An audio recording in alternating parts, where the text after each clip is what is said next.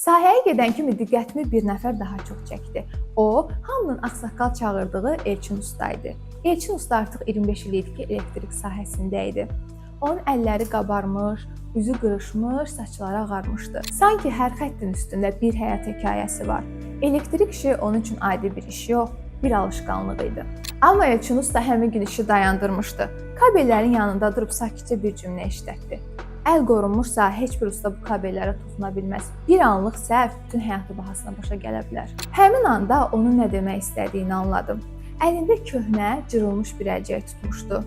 Baxışlarından anladım ki, onun qorxusu işin dayanması yox, evə qayıda bilməyəcək bir ustanın olması idi. Elektrik sahəsində qorxmaq ayıb deyil. Əsl ayıb olan isə təhlükəni bildiyin halda risk etməkdir.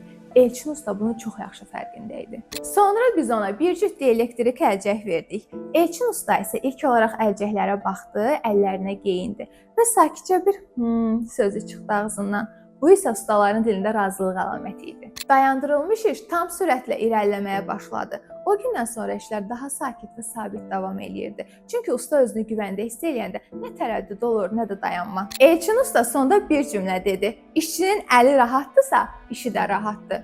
Safety guard, işçinin özünü güvəndə hiss etməsi üçün lazım olan hər şeyi təmin edən tərəfdaş.